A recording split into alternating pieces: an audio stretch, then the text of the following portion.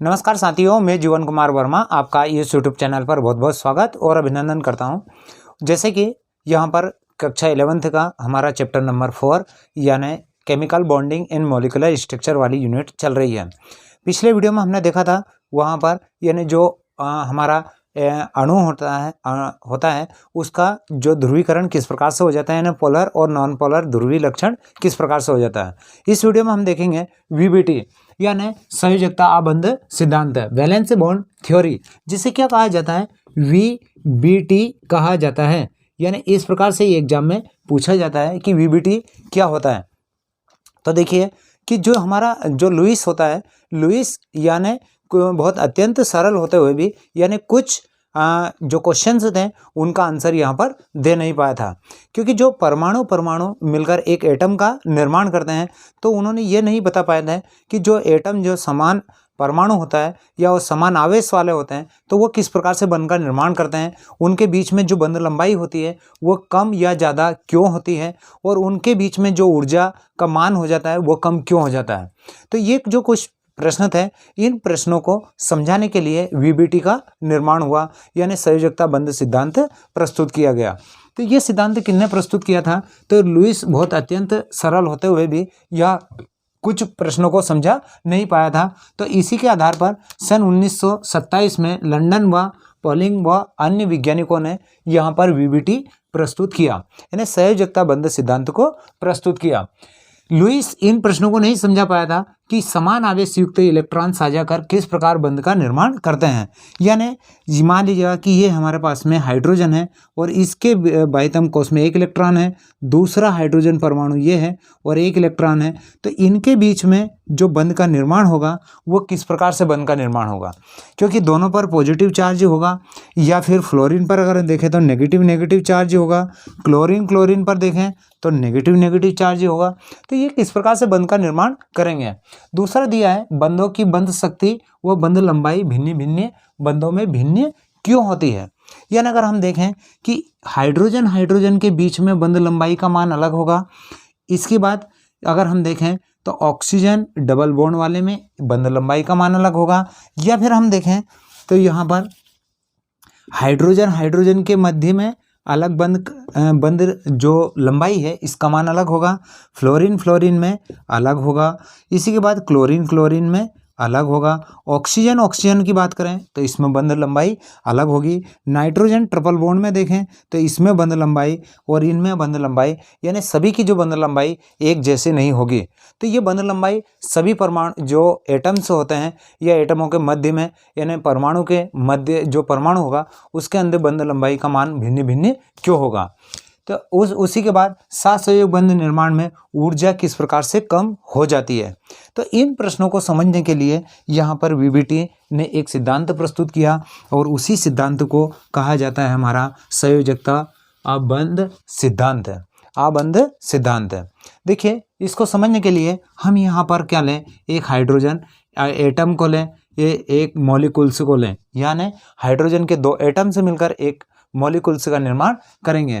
तो यहाँ पर जो हाइड्रोजन है, देखिए जो हाइड्रोजन के जो हमें मालूम है कि जो इलेक्ट्रॉन्स होते हैं, इलेक्ट्रॉन्स जो उस जो एटम होता है, एटम की जो कक्षा होती है उसके अंदर ऑर्बिटल्स होते हैं, यानी कक्षक होते हैं, और उन्हीं के अंदर क्या होते हैं, हमारे इलेक्ट्रॉन्स पाए जाते हैं। बीच सेंटर में क्या होता है, हमारा नाभिक होता है जिसमें पॉजिटिव चार्ज यहाँ पर प्रेजेंट होता है। तो यहाँ पर ये इलेक्ट्रॉन्स चक्कर लगाते हैं, ये उसका क्या होता है, नाभिक होता है, यह कक्षा होती है और इसमें इलेक्ट्रॉन्स होते हैं। तो इन इलेक्ट्रॉन्स पर नेगेटिव चार्ज होगा और वो इनके जो नाभिक होते हैं उन पर क्या होता है, पॉजिटिव चार्ज होगा। तो यहाँ पर क्या होगा, इसका नेगेटिव चार्ज इसके पॉजिटिव चार्ज को क्या करेगा, अट्रैक्शन करेगा, और इसका नेगेटिव चार्ज इसके पॉजिटिव चार्ज को क्या करेगा, अट्रैक्शन करेगा। तो यहाँ पर इनके मध्य में दो परमाणुओं के मध्य में यानी दो बल कार्य करते हैं। अब दो बल कार्य को करते हैं, दोनों परमाणुओं के नाभिकों के द्वारा एक दूसरे के इलेक्ट्रॉन के प्रति क्या होता है, आकर्षण होता है, क्योंकि इसका जो नाभिक होगा या पॉजिटिव चार्ज होगा इसके इलेक्ट्रॉन को क्या करेगा, अट्रैक्शन करेगा, आकर्षण करेगा, यानी इस प्रकार से क्या करेगा, आकर्षित करेगा। ये इस प्रकार से आकर्षित कर रहा है, या इस प्रकार से आकर्षित कर रहा है, और इसका जो पॉजिटिव चार्ज है इसके नेगेटिव चार्ज को क्या करेगा, आकर्षित करेगा। तो इस प्रकार से क्या होगा, इनके मध्य में आकर्षण बल होगा। दूसरा है दोनों परमाणु के नाभिकों के मध्य तथा दोनों इलेक्ट्रॉनों के मध्य प्रतिकर्षण भी होगा, क्योंकि हमें मालूम है कि यहाँ पर नेगेटिव नेगेटिव और पॉजिटिव पॉजिटिव भी है। तो जब नेगेटिव नेगेटिव या पॉजिटिव पॉजिटिव एक दूसरे के पास में आते हैं तो उनके मध्य में क्या हो जाता है, प्रतिकर्षण होता है। जैसे चुंबक में होता है एन जब एस एस आते हैं या एन एन जब समान ध्रुव आते हैं तो एक दूसरे को क्या करते हैं, प्रतिकर्षित करते हैं, लेकिन जब विपरीत ध्रुव आते हैं तो एक दूसरे को क्या करते हैं, आकर्षित करते हैं। तो यहाँ पर क्या हो जाता है कि इसका पॉजिटिव इसके पॉजिटिव को क्या करेगा, प्रतिकर्षित करेगा, इसका नेगेटिव इसके नेगेटिव को क्या करेगा, प्रतिकर्षित करेगा। तो यहाँ पर बताया कि वीबीटी ने बताया कि जब दो परमाणु आपस में आते हैं तो ये क्या करते हैं, जब आकर्षण और प्रतिकर्षण के कारण ये बंध का निर्माण करते हैं। लेकिन ये क्या होता है कि इनमें जो बंध लंबाई होती है वो अलग अलग क्यों होती है, क्योंकि सभी जो परमाणु होते हैं उनका एक जैसा आकर्षण या प्रतिकर्षण का मान एक जैसा नहीं होता है। तो जब दोनों परमाणु आपस में मिलेंगे या आएंगे तो इनके आकर्षण और प्रतिकर्षण यानी अट्रैक्शन और रिफ्लेक्शन, इन दोनों का मान आपस में जब ये बराबर हो जाते हैं तो ये क्या हो जाते हैं, एक निश्चित दूरी पर जाकर क्या हो जाते हैं, रुक जाते हैं। जहाँ पर रुकेंगे वहाँ पर ये क्या कर लेते हैं, अपने स्थायित्व को प्राप्त कर लेते हैं। तो वहाँ पर क्या हो जाते हैं, ये स्थायी हो जाते हैं। और जब ये आप एक दूसरे के पास में आएंगे तो यहाँ से क्या करेंगे, एक एनर्जी या ऊर्जा को क्या करेंगे, उत्सर्जित करेंगे। तो उसी ऊर्जा को क्या, कौन सी ऊर्जा कहा जाता है, तो उसे ही कहा जाता है बंध ऊर्जा कहा जाता है, एंड बॉन्ड एनर्जी कहा जाता है। अब ये और उसके द्वारा यहाँ पर बंध का निर्माण हो जाएगा।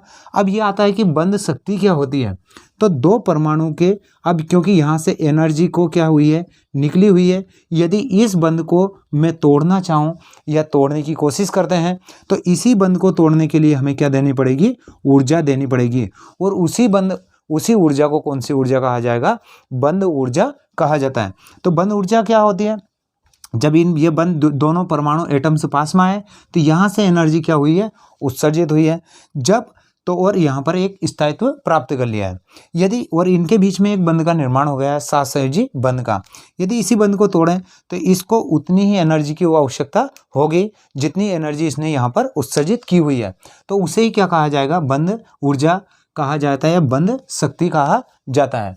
अब आता है कि इनकी जो भिन्न भिन्न परमाणु या भिन्न भिन्न परमाणु में इसकी जो लंबाई होती है वो अलग अलग क्यों होती है। जैसे अगर हम बात करें हाइड्रोजन की, ऑक्सीजन की बात करें और नाइट्रोजन की बात करें तो इनकी जो बंध लंबाई तीनों की ही क्या होती है, अलग अलग होती है। क्यों, क्योंकि इसमें सिंगल बॉन्ड है, इसमें डबल बॉन्ड है और इसमें ट्रिपल बॉन्ड है। तो ये क्या होगा, बिल्कुल पास में होंगे, इससे थोड़े दूर होंगे और ये थोड़ा दूर होगा। अगर इसकी अपेक्षा अगर हम सिंगल बॉन्ड की बात करें तो ये सिंगल बॉन्ड है, हाइड्रोजन फ्लोरीन में सिंगल बॉन्ड है, क्लोरीन में सिंगल बॉन्ड है। अब इनमें भी जो बंध लंबाई होगी वो अलग अलग होती है। अब अलग अलग क्यों होगी, क्योंकि इसका जो परमाणु का आकार होता है वो क्या होता है, छोटा होता है। इनके नाभिकों का आकार भी छोटा होगा, इसका एटम्स जो होगा, इसका जो आकार होगा इस प्रकार से वो छोटा होगा। तो इनकी बंध लंबाई क्या हो जाती है, कम होती है। इसकी बंध लंबाई क्या हो जाती है, ज़्यादा होगी, क्योंकि ये इसमें दो कक्षा होती है और इसमें एक ही कक्षा होती है। ये तीसरी कक्षा होती है इसमें, क्योंकि इसका हाइड्रोजन का एटॉमिक नंबर कितना होता है, 1 होता है, फ्लोरीन का एटॉमिक नंबर 9 होता है और क्लोरीन का एटॉमिक नंबर 17 होता है। तो इसका आकार क्या हो जाता है, बड़ा हो जाता है, तीसरी कक्षा से बंध बनाएगा। अब ये बंध लंबाई क्या होती है, तो दो परमाणुओं के नाभिकों के बीच की दूरी क्या होती है, बंध लंबाई या बॉन्ड लेंथ कहा जाता है। तो हमने देखा इसके अंदर यहाँ पर कि बंध यानी इनके बीच में बंध का निर्माण किस प्रकार से होगा। तो इस प्रकार से वीबीटी ने समझाया है और कि संयोजकता बंध सिद्धांत के द्वारा कि बंध का निर्माण किस प्रकार से होगा। क्या, क्योंकि जब आकर्षण और प्रतिकर्षण बल का मान समान हो जाएगा और अणु क्या हो जाएंगे, स्थायित्व हो जाएंगे। तो इसी में हमने हाइड्रोजन में देखा। अब इसमें दिया है कि ये जो इलेक्ट्रॉन्स होते हैं ये कक्षक में होते हैं।